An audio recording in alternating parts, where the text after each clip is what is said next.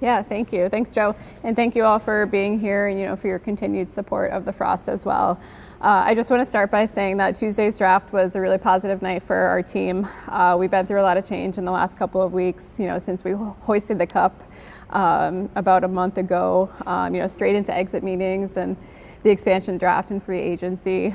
And I feel like Tuesday's draft really marked an important step to our rebuild at this point and allows us to look ahead to season 3, with some clarity and some focus as well. Our draft plan was pretty simple: rebuild our D-core and add forwards who will help replace the offense that we lost. We were looking for players with speed and strength who are physical and smart, and we feel we found a great group of athletes who are going to help build this team with us right here in St. Paul.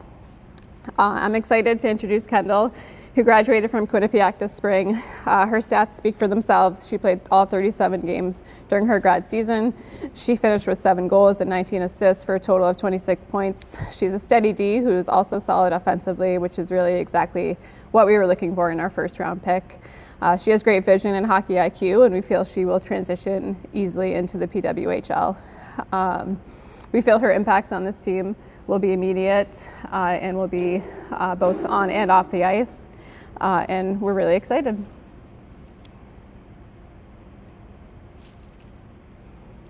Let her rip, guys. Kendall, how do you think your international experience will help you as you transition to the pros? Yeah, I think I played 2 years of U18 World Championships, and then this past December I played in the Six Nations, the collegiate series, and anytime that I can represent my country is a great opportunity, but also to play against some of the best players for those age levels.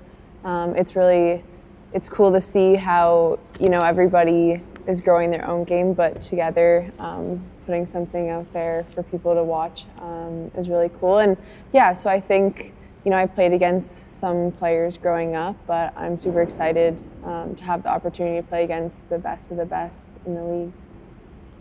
How do you think it's going to help you transition to have half of the Stony Creek Sabres? It's awesome. I was super excited. They're both really great players, but also some of my close friends. And yeah, I'm excited. It'll be a lot of fun. How high did you jump when they drafted Vanessa? Sorry? I said, how high did you jump when they drafted? It felt like a PR, honestly. I was so excited. I didn't want to take the spotlight away from her. Hopefully I didn't, but we were talking about it after, and it's just so cool. We played Stony Creek together and went our separate ways at school, and now to have this opportunity, it's really special for our families too. Yeah, college is a lot on the plate. I'm wondering if you've got a chance to watch much PWHL games or big games, particularly your senior year. Do you have any sense of what the league is like from watching it here? Yeah, for sure. I got the opportunity to watch a lot more games once my college season ended, and unfortunately I didn't make it out to any games in person. And in person, it's a lot faster and more physical, but even on the TV screen, the level of compete and just the drive that these players put on the ice every single night, it's really cool. And it's something that, I think a lot of people should have been watching, 10, 20 years ago, but we're here now, and it's really cool. Yeah, have you gotten much of a chance to look around the facility here and see what's available for you? Yeah, for sure. I got a great tour yesterday, and the practice facility that we're in right now and the gym and everything, it's super cool. And then the rink, obviously, where the Wild play, but also where the Frost play, it's incredible. I've never been in that big of a rink before, so just standing at ice level, it's just, it's awesome. It's really great facilities here. I've never been in the facility at Quinnipiac. How does it compare to that facility? Yeah, I think I'm biased. Maybe Quinnipiac has one of the nicest in college sports, but it definitely doesn't compare to the Excel Center here. So, it's pretty cool. How good was that junior team, or could have been if not for COVID? The Stony Creek team? Yeah. maybe I'm biased again, but I think we were pretty good. We had a slow start at the beginning of the year with 14 new players, but we started picking up a lot of momentum. And I remember it was right before COVID happened, unfortunately, where we were in a good spot for the playoffs. And yeah, it's okay. Happens. Was that in Toronto or in Hamilton? Stony Creek is close to Hamilton. Yeah, it's about 45 minutes from Toronto. Kendall, what's your family history with the sport of hockey? Did your parents play, or how did you get involved in the sport? Yeah, my parents didn't play. My dad played football and basketball growing up, but no hockey, and my mom was not an athlete. So it was my brother that actually kind of started the whole hockey journey for himself and for me. He's 3 years older than me, and I loved watching him play, and I wanted to be just like him. So got on the ice. My dad built us a backyard rink in the winters, and that's kind of where it took off. You have kind of the typical older player growing up deal where you're playing against the boys and they take it easy on you. Did they take it easy? No. Yeah. They did not. That was great for my development. I played a year of hitting actually, and it taught me to keep my head up a lot because some of those boys were already like 6'2" at the time. So maybe a little intimidating, but at the same time, it's a great experience for me now transitioning into the league where physicality is a main point. Did you give it out as well as you can take it? Sorry? Did you give it out as well as you can take it? Not against the boys, no. I learned how to, use my skating to maybe avoid them. Hitting wasn't really a part of my game back then, but I think, everybody can be physical in, their own way. You don't have to have the open ice hits or anything like that, but using your body positioning will be key for sure. After you were drafted, you were talking about soaking things up like a sponge. Coming to Minnesota, what have you soaked up so far? I mean, the organization, everybody I've met so far, it's top notch. It's first class. There is a reason why they're back-to-back champs. So it's been amazing. And then I've met a few of the players. Lee Steckline has been great so far, already giving me a lot of advice. And I'm just excited to meet the rest of the team when that time comes and continue to learn everything I can.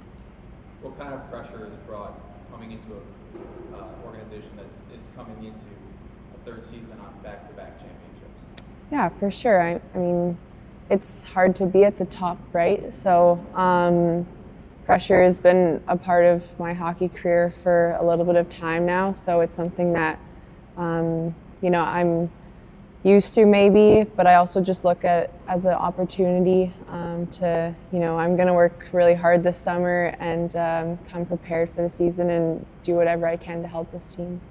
How was the first pitch experience?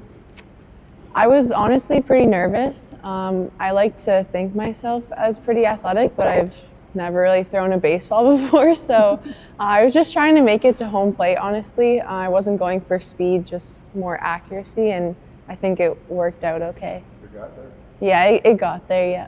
Maybe a little high, but that's okay. The Frost first 3 picks were ECAC, and coming from an ECAC player, what does that say about the conference and the level of compete you played against in college? Yeah, for sure.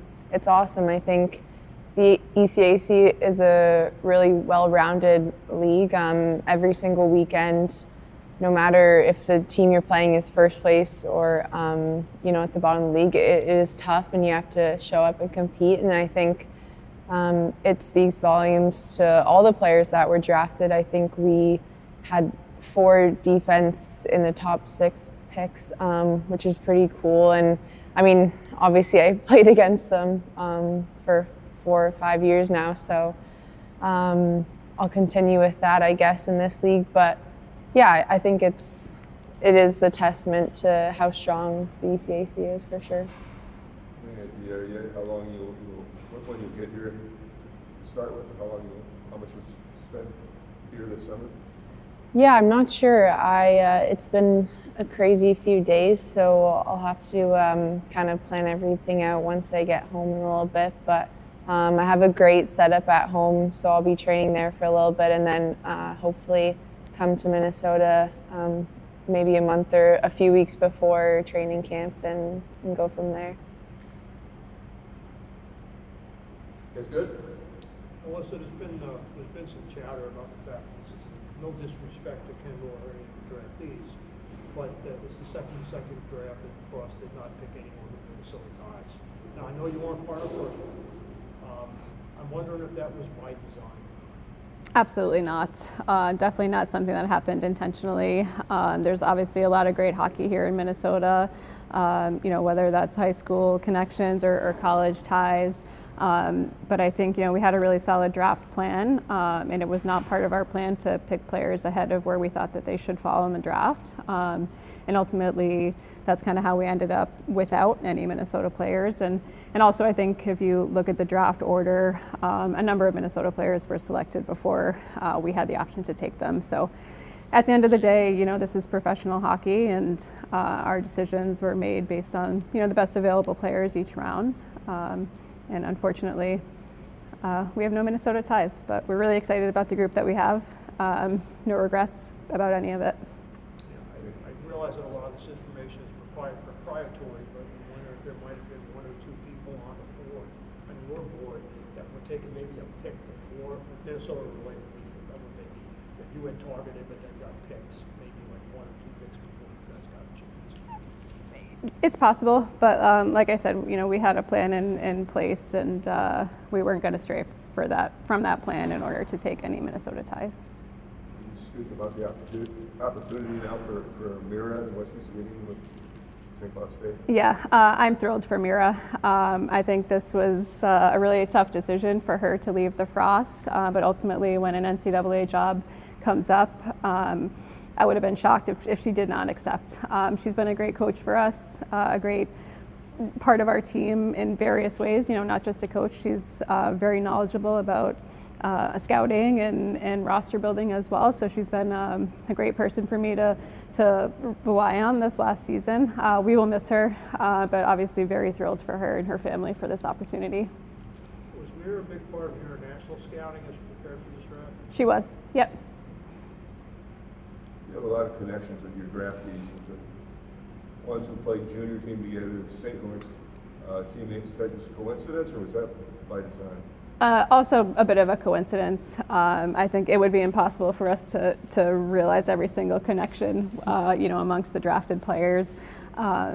But I think it's great. Like 5 of our 6 picks were in Ottawa. We had the opportunity to get together as a group after the draft, and I think personality-wise, fit-wise, they all seem like really excellent people as well. And I think that's something that our organization is looking for.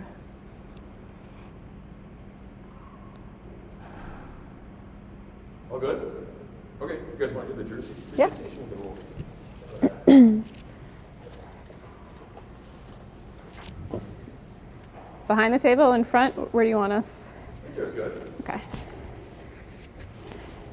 That's awesome. Yeah, it is. Well, I'm short. We'll lift it up high.